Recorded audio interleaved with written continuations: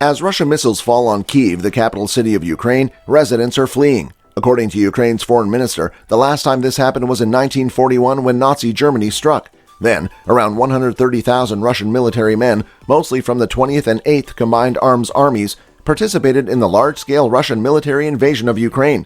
The Kremlin has had several meetings with Ukrainian negotiators as Russia continued its onslaught on Ukraine. This comes after Ukrainian President Volodymyr Zelensky urged Russia to end the slaughter by sitting down at the negotiating table.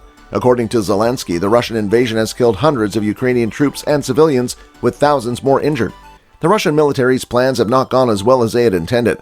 A Russian air assault first took a vital airfield 15 kilometers west of Kyiv, which would have allowed them to land forces just outside the capital city.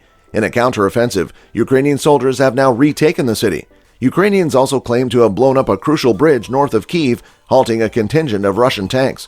According to the Ukrainian defense minister, residents in a northwest suburb of Kyiv have been told to make Molotov cocktails in preparation for the ongoing combat. For the Ukrainians, the future still appears to be dismal. While they claim to have received some good news, there are signals that the Russian military is moving closer to Kyiv.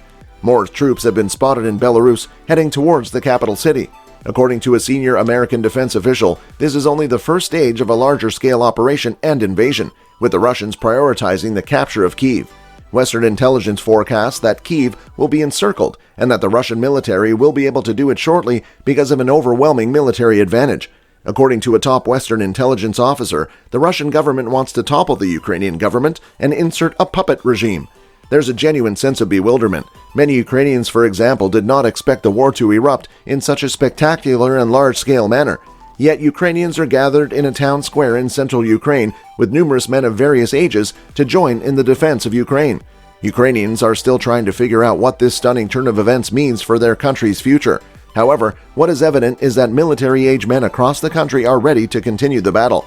The U.S. has attempted to improve the training for Ukrainian forces, working alongside other NATO officials. Over 150 men from the Florida National Guard's combat team are now in Ukraine. Currently, the biggest problem is not military but political. The general populace of Ukraine has faith in the president and his administration. Much will hinge on the type of attack Vladimir Putin chooses.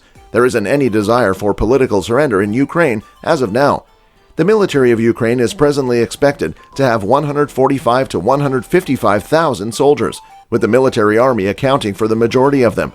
Between 30 and 35,000 troops are thought to be part of the Forces of Joint Operation, which operates along a line of control of 400 km in the Luhansk and eastern Donetsk provinces.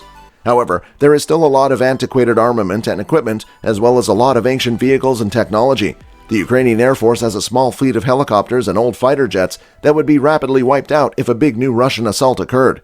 Is Ukraine's military capable of repelling a full-fledged invasion? At the moment, they are doing their best to slow down the invasion. Only a few countries of the world can truly stop the Russian army's attack. The country of Ukraine has activated many reservists to ensure that Russia does not have an easy time. So far, it's been a lengthy and terrible struggle for Russia.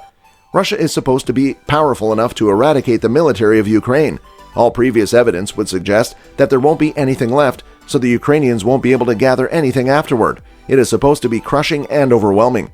On March 7, a Kremlin spokesman issued a list of demands for a halt to Russian military actions, including that Ukraine ceases military operations, agree to neutrality, and write it into its constitution, accept Crimea as part of Russia, and recognize the independence of the so-called People's Republics of Donetsk and Luhansk in Donbass.